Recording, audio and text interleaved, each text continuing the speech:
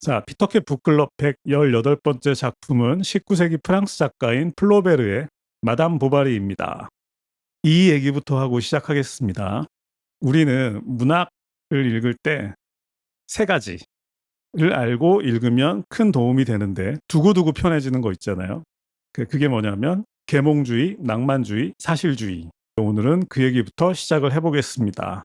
자, 낭만주의 문학을 먼저 얘기해 보죠. 낭만주의 문학은 18세기 말 이성 중심의 계몽주의와 고전주의에 대한 반발로 탄생했습니다. 주로 낭만주의가 반발했던 대상은 칸트의 이성주의였습니다. 이성주의는 간단하게 이렇게 얘기할 수 있어요. 24시간 나 자신을 이성으로 통제해야 한다. 좋은 말이었지만 인간이 24시간을 그렇게 체계적이고 합리적이고 이성적으로 살 수는 없잖아요. 근데 그게 너무 강요되다 보니까 그것에 대한 반발로 18세기 말에 낭만주의라는 게 탄생한 거죠. 좋아. 이성을 인정하겠어. 하지만 인간에게는 사랑도 있고 감정도 있고 뭐 이런 건데, 그래서 낭만주의의 대표적인 키워드들을 말씀드리면 이런 것들이 있습니다. 뭐 사랑과 열정, 인간의 비극적 운명, 죽음과 허무, 초월적 세계, 자연에 대한 찬미, 이런 것들은 다 낭만주의적 요소들이었는데 이성주의에서는 이런 요소들을 전부 배제하려고 했던 거죠.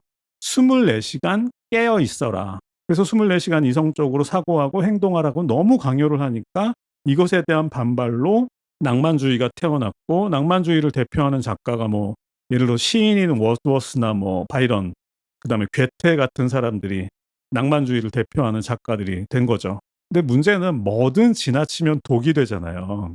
그러니까 낭만주의가 쭉 발전을 하다 보니까 사람들이 낭만주의 문학의 비현실적인 세계관에 너무 깊이 빠져버린 거예요. 그러니까 낭만주의를 대표하는 어떤 아이콘들이 뭐 백마탄 기사나 병약한 시인과의 어떤 가슴 아픈 사랑. 근데 사람들이 이런 비현실적인 세계에 환상에 너무 많이 빠져버린 거죠. 그래서 다시 이런 낭만주의 문학에 대한 반발로 사실주의 문학이 시작된 겁니다. 19세기 중반에 리얼리즘이라고 하죠.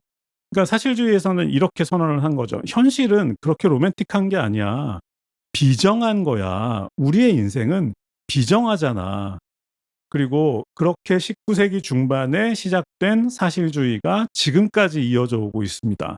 제가 가끔 말씀드리지만 김애란의 신작 단편집을 봐도 김애란 소설 어디에도 신데렐라풍의 드라마틱한 반전 같은 건 없죠. 현실을 보여주는 겁니다. 현실은 이런 거잖아. 그런데 이런 사실주의 문학을 시작한 사람이 바로 발자크와 플로베르입니다. 그리고 이 불륜소설이라고 알고 있는 마담 보바리는 사실주의 문학의 시작을 선언한 작품입니다. 그러니까 우리가 함부로 마담 보바리를 단순한 불륜소설로 치부해서는 안 되는 이유가 되는 거죠. 그래서 간단하게 플로베르가 마담 보바리를 통해 말하고자 했던 것을 먼저 말씀드리고 줄거리 소개로 넘어가겠습니다. 자, 사실주의적 관점에서 플로베르는 이 작품을 통해서 무슨 얘기를 하고 싶었는지를 한번 짚어보고 줄거리로 넘어가겠습니다. 자, 먼저 사랑과 행복에 대해서 환상을 품었던 주인공 엠마가 등장합니다. 하지만 고지식한 남편은 그 환상을 충족시켜주지 못했고, 그러다가 백마탄 기사처럼 보이는 남자와 문학을 사랑하는 것처럼 보이는 대학생에게서 그것을 찾지만 결국 주인공은 파멸하고 만다는 이야기입니다. 그러니까 이것을 사실주의적 관점에서 보자면 백마탄 기사처럼 보였던 남자는 사실 흔해 빠진 바람둥이였고, 그리고 문학을 사랑하는 것처럼 보였던 대학생은 사실 상류사회 기부인과 연애를 한번 해보고 싶었던 그런 청년에 지나지 않았다. 결국 작가 플로베르는 이 작품을 통해서 인간이 감성적인 면에 너무 지나치게 치우치다 보면 결국 현실 감각이 무너지게 된다는 것을 말하고자 했던 것입니다. 그런데 여기에는 작가조차 미리 짐작하지 못했던 반전이 있습니다. 이 반전에 대해서는 끝부분에 말씀드리도록 하겠습니다. 자, 줄거리 시작해 보겠습니다. 주인공의 이름은 엠마이고요. 엠마는 프랑스 어느 농부의 딸로 태어났습니다. 집안이 여유가 좀 있는 편이었던 것 같아요. 그래서 농부의 딸임에도 불구하고 어린 시절에 수녀원 학교에 보내진 거죠. 그래서 엠마는 이 수녀원에 갔을 때 처음에는 수녀원의 경건한 분위기에 도취됩니다. 신과 하나가 되는 그런 꿈을 꿔요. 그런데 시간이 지날수록 처음에 열광했던 것들이 조금씩 지루해지기 시작하는데, 제가 가끔 사용하는 말이 있습니다. 욕망의 수레바퀴라는 말이 있습니다. 그러니까 욕망은 채워진 듯 하면 다시 새로운 욕망이 생기고, 뭐 인도에서 말하는 운명의 수레바퀴처럼 욕망의 수레바퀴도 영원히 돌고 돈다라는 건데, 그러니까 엠마는 처음에는 수녀원의 그런 경건한 분위기에 도취되었었지만, 하지만 곧 지루함을 느끼고 다시 집으로 돌아오게 됩니다. 오랜만에 집으로 돌아와 보니까 아버지 농장의 어떤 목가적인 풍경에 또 다시 매료되었던 거죠. 하지만 그것도 역시 시간이 지나면서 시골의 뻔한 일상에 다시 지쳐버리게 됩니다. 자, 이렇게 완전히 지쳐 있을 때 이때 의사인 샤를 보발이라는 사람을 만나게 됩니다. 의사는 존경받는 직업이죠. 그리고 의사랑 결혼하면 이런 시골 농장이 아니라 그래도 마을에서 살 수 있으니까 엠마에게는 또다시 환상의 대상이 됐겠죠. 그래서 이때 엠마의 낭만적 기질을 상징하는 문장이 등장하는데, 엠마가 아버지한테 이런 부탁을 합니다. 결혼식을 올릴 때 한밤중에 촛불을 켜놓고 결혼식을 올리고 싶다. 아버지야 당연히 뭐 들은 척도 안 했겠죠. 어쨌든 이 남편 샤를은 그런 엠마를 몹시 사랑했지만 한편으로 이 남편은 매우 고지식한 스타일이었습니다. 그러니까 결국 엠마에게 멋진 말을 들려줄 줄도 몰랐고, 그리고 자신을 멋있게 꾸밀 줄도 몰랐고, 게다가 시나 문학에 대한 지식도 전혀 없었습니다. 그러니까 결국 엠마는 이 결혼 생활에 대해서도 곧 한멸을 느끼게 됩니다.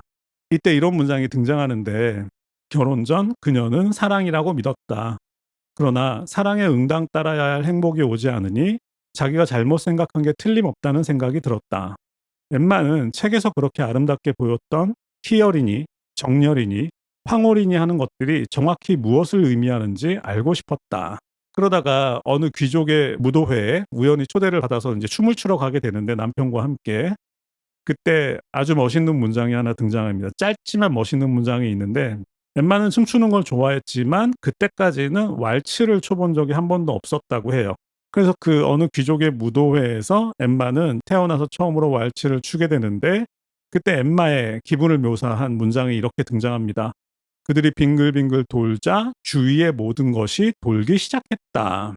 왈츠라는 게 계속해서 빙글빙글 도는 그런 춤이잖아요. 자기 주변의 모든 것이 빙글빙글 돌기 시작했다라는 문장은 바로 무도회의 화려한 풍경에 엠마의 마음이 본격적으로 흔들리기 시작했다라는 그런 순간을 표현했다고 생각하시면 될 것 같습니다. 다시 따분한 일상으로 돌아오니까 결국 엠마는 권태에 빠져버렸겠죠. 그렇게 지쳐있을 무렵 백마탄 기사처럼 보이는 한 남자가 엠마에게 접근을 하게 됩니다. 그 남자의 이름을 로돌프라고 하죠. 이 로돌프는 실제로 승마를 좋아하기도 했고, 잘생겼고, 부자였고, 옷도 아주 잘 입었고, 그리고 엠마의 귀에 아주 멋있는 말도 들려줄 줄 아는 그런 남자였습니다. 그리고 첫날 밤이 지난 후 엠마는 그 남자에게 무척이나 집착하기 시작합니다. 결국 시간이 지나면서 엠마의 집착은 점점 더 심해지다가 결국은 로돌프에게 함께 도망가자고 요구하기까지 되죠. 로돌프 입장에서는 이렇게 엠마가 너무 적극적으로 이렇게 집착을 하니까 그것에 부담을 느껴서 결국은 이제 절교를 선언하게 되는데, 근데 이 순간부터 엠마는 뭔가 정신을 차리는 그런 서사가 아니라 로돌프에게서도 자신의 욕망을 완전히 만족시키지 못한 상태에서 그때부터 조금씩 현실감을 잃고 무너지기 시작합니다. 이때부터 엠마는 사치스러운 생활을 하기 시작하고 빚을 지는 것에 대해서 거리낌이 없어지기 시작하죠. 그러다가 이번에는 문학을 좋아하는 어느 법대생을 만나게 됩니다. 이름은 레옹이라고 하는데, 원래 알던 사이였는데 이제 몇 년이 지나서 우연히 다시 만난 거예요. 그러다가 이제 아주 유명한 장면이 등장하죠. 성당에서 이른바 첫 데이트를 하게 되는데, 엠마가 성당에서 지나치게 시간을 끌었어요. 그러니까 그것에 지친 레옹이 지나가는 마차에 엠마를 억지로 집어넣은 다음에 마부에게 아무데나 가달라고 계속해서 소리치는 그런 장면이 등장합니다. 아주 유명한 장면이죠. 그러니까 결국은 마차는 가림막을 다 쳐놨기 때문에 마차 안에서 무슨 일이 일어나는지는 이 소설 속에 한마디도 적혀 있지 않지만, 마부가 마차를 멈추려고 할 때마다 계속 가라고 소리치는 레옹의 말 때문에 그 안에서 벌어지는 상황을 모두가 상상할 수 있게 되는 그런 장면인데, 결국 작가 플로베르는 이 장면 때문에 공중 도덕과 미풍양속을 해쳤다는 혐의로 재판까지 받게 된 그런 아주 유명한 장면이죠. 또 레옹과의 관계에서 또 하나 유명한 장면이 등장하는데, 이 장면 역시 수많은 소설과 영화에서 패러디된 장면입니다. 어떤 거냐면, 엠마가 다른 도시에 살고 있던 레옹을 만나기 위해서 남편에게 피아노 교습을 받는다는 핑계를 대고 매주 목요일마다 레옹을 찾아가는 장면입니다. 오늘도 목요일인데, 그 뒤로 수많은 소설과 영화에서 이 장면을 패러디했죠. 그렇게 레옹과 꿀 같은 시간을 보내고 있는 사이에도 엠마의 빚은 점점 늘어가고 결국은 자신의 힘으로는 도저히 감당할 수 없는 지경에까지 이르게 됩니다. 이제는 남편까지 모든 걸 다 알게 되는 그런 순간이 된 거예요. 그래서 엠마는 혼자 힘으로 백방으로 알아보다가 결국 당시 만나고 있던 레옹에게 도움을 청했지만 거절당했겠죠. 그리고 정말 마지막 카드였던, 그러니까 자신의 자존심까지 모두 버려가면서 로돌프까지 찾아가서 부탁을 하지만 로돌프에게도 거절을 당하죠. 결국 끝까지 간 엠마는 비소를 먹고 자살하게 되는데, 죽어가면서 뭔가를 깨닫게 되는 거죠. 욕망이라는 것은 결코 채워지지 않는 것이구나. 결국 삶이라는 거 내가 생각했던 것만큼 그렇게 대단한 게 아니었네 하는 생각을 하면서 세상을 떠나게 되죠. 자, 이것이 감히 지상에서 완전한 행복을 구하려고 했던 엠마에 대한 심판의 이야기였습니다.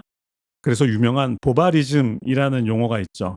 보바리즘 하면 현실을 견디지 못하고 환상과 이상의 세계로 도피하려는 성향을 말하는 건데, 하지만 그것의 결과는 이 소설에서처럼 주로 좌절과 허무와 파멸에 지나지 않는다는 것. 바로 이것이 마담 보바리를 통해서 작가 플로베르가 하고자 했던 말입니다. 여기까지가 마담 보바리에 대한 사실주의적 해석이었고요. 그런데 아주 오랫동안 제 머릿속을 맴돌던 작가의 말 한마디가 있었습니다. 내가 엠마다. 처음에는 좀 황당했죠. 플로베르는 남자고 엠마는 여잔데 무슨 소릴까? 그러다가 지금까지 엠마를 파멸로 몰고 간 장본인이 바로 플로베르 자신인데 왜 뜬금없이 그녀가 자기 자신이라고 이야기했을까? 이런 문장이 등장하더라고요. 그녀는 모든 소설 속에 등장하는 사랑에 빠진 여자이며 모든 연극의 여주인공이며 모든 시에 등장하는 특정한 대상 없는 막연한 그녀였다. 특정한 대상 없는 막연한 그녀였다가 핵심이겠죠. 결국 엠마는 인간들이 가진 욕망 전체를 표상하는 사람이었던 거죠. 인간들은 누구나 각자의 욕망이 있고 엠마는 그 욕망 전체를 표상하는 사람이라면 플로베르도 엠마가 될 수 있는 거죠. 이 책을 읽을 때 주로 독자들은 주인공인 엠마와 독자 자신을 철저하게 분리합니다. 왜냐하면 나는 이렇게 타락한 사람이 아니라는 거죠. 그런데 생각해보면 그것이 바로 작가의 장치였던 것 같습니다. 그러니까 우리는 이것은 우리 얘기가 아니라 정신 못 차리는 어떤 철없는 사람의 얘기다라고 끝까지 읽어가는데, 그런데 이 책의 마지막 장면에서 신부의 종부성사하는 장면이 있는데 그때 이런 문장이 등장합니다. 이어서 신부가 종부성사를 시작했다. 먼저 지상의 모든 영화를 그토록 갈망했던 두 눈에, 다음으로 따뜻한 미풍과 사랑의 향기를 그토록 탐했던 콧구멍에, 이어 거짓을 말하고 오만 때문에 신음하고 쾌락에 울부짖던 입과 기분 좋은 감촉을 즐긴 두 손에, 그리고 마지막으로는 욕망을 충족하기 위해 달려갈 때면 그렇게도 재빨랐던, 그러나 이제 다시는 걸을 수 없게 된 두 발바닥에 차례로 성유를 발랐다. 근데 재미있는 건 이 문장을 읽고 있는데 바로 이 문장에서 저는 마치 제 자신이 종부성사를 받고 있는 듯한 느낌을 받았습니다. 그러니까 지금까지는 남의 일이라고 생각해 왔는데 왜 갑자기 그런 기분이 들었을까요? 그것은 바로 이 엠마의 감정이 보편적인 것이기 때문이겠죠. 사실은 누구나 자기만의 욕망이 있고 그것을 남에게는 말하지 않더라도 각자의 욕망은 바로 엠마와 통하는 점이 있기 때문에 신부의 이 종부성사 장면에서 마치 자신이 종부성사를 받는 듯한 느낌을 받게 되는 거죠. 자, 그래서 제 머릿속에서 그렇다면 이 소설을 한번 다시 쓴다고 생각하고 한번 바꿔서 생각해 보면 어떨까라는 생각이 들었습니다.